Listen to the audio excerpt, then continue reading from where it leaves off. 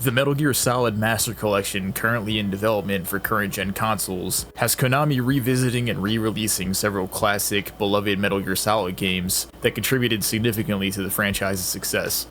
This upcoming collection has generated a great deal of excitement among fans, including myself.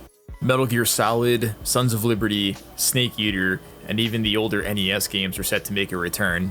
I was really excited for this collection, and I pre-ordered it on Amazon as soon as it was available. But after reading multiple reports about just how lazy of a port Konami has done here, I decided to cancel my pre-order. Now, originally a few days ago, it was being reported that even on Xbox Series X and PlayStation 5, these games were going to be running at 720p. And not only that, but some of these games were not even going to be hitting their original FPS targets. Supposedly Metal Gear Solid 2, which back when it released in 2001 was running at 60 frames per second on PlayStation 2, would now have a target of 30 FPS on modern consoles. Back in 2012, the Metal Gear Solid HD collection released for PlayStation 3 and Xbox 360 consoles.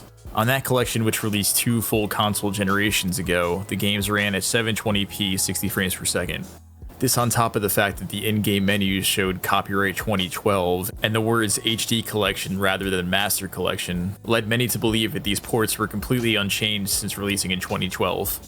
Now Konami has issued a clarification on the resolution and frame rate of Metal Gear Solid Master Collection Volume 1. In a statement provided to IGN, Konami has clarified that the collection is aimed at achieving a 1080p resolution and 60 frames per second on all platforms except for the Nintendo Switch. This means that on PC, PlayStation 4, PlayStation 5, and Xbox Series X and S, the collection is designed to run at 1080p, 60 frames per second. Specifically for the Nintendo Switch, the collection operates at 720p, 30 FPS in handheld mode, and aims for 1080p, 30 FPS when docked. It's important to note that no platform runs the collection at 4K resolution. On top of all of that, IGN showed gameplay footage of Metal Gear Solid 1 running at just 240p.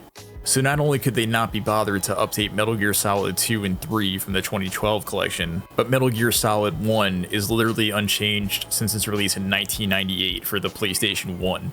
Just take a look at this embarrassingly blurry footage, and while you're watching this on your mobile phone, imagine having to play this blown up to 50 inches or more on your big screen TV. Considering that Sony has been releasing a steady stream of original PlayStation classics in 4K on PS5, this really makes absolutely no sense to me. Now here is some footage I recorded of me playing Metal Gear Solid 1 on PC with the DuckStation emulator at 4K. The PC that this is running on has specs similar to the PlayStation 5, and this runs in 4K at 60 frames per second with absolutely no problems. I have also recently replayed Metal Gear Solid 2 and 3 on the PCSX2 emulator for PC, which emulates PlayStation 2 games, at 4K 60 frames per second as well. I was even able to play the 2012 collection for PS3 on a PS3 emulator on PC in 4K at 60 frames per second, and the PlayStation 3 emulator for PC is notoriously difficult to get running well.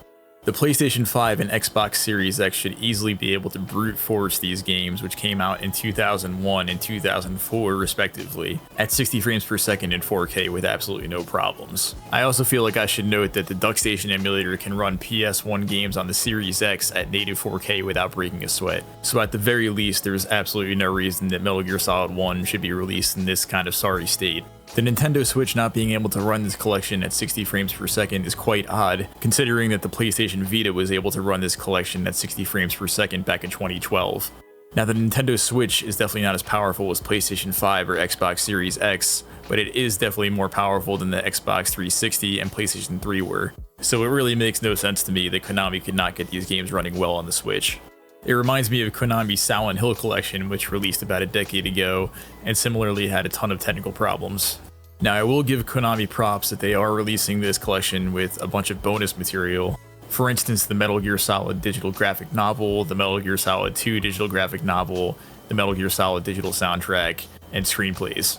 But the main reason that fans are buying this collection is so that they can finally put away their PS3 and Xbox 360 consoles and maybe be able to play these games in even better graphics on the PlayStation 5 and the Xbox Series X. So overall, we're all kind of expecting this from Konami at this point. They're not really caring about games anymore. They're all about their pachinko machines and their gyms in Japan and whatnot.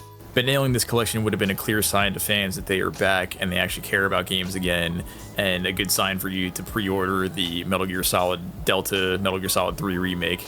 As I said earlier, I did have this collection pre-ordered on Amazon, but I have now canceled that, and honestly, I'm a little concerned for the Metal Gear Solid 3 remake, even though that trailer was awesome.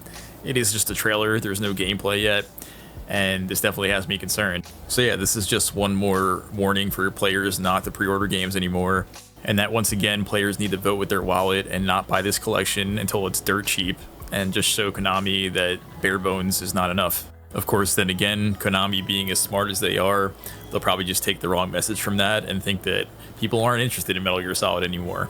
But yeah, if you guys already own these games, just go emulate them on the DuckStation and the PCSX2, etc. It's just such a better experience than you're gonna get here. The digital novels and the digital soundtracks are cool, but you can literally access all of that content on YouTube. So yeah, overall it's a little bit disappointing. You know, it's nice to be able to play these games on a modern console, but definitely don't pay full price for it. You know, a lot of us have fond memories playing these games as kids, but this is definitely not the definitive collection. You know, we're probably gonna have to wait another 10 years for them to be able to release this in 4K, you know, when 8K or 12K is the standard. Then Konami will finally release a 4K resolution version of this. But unfortunately, this is just another lazy cash grab, so don't give Konami your money.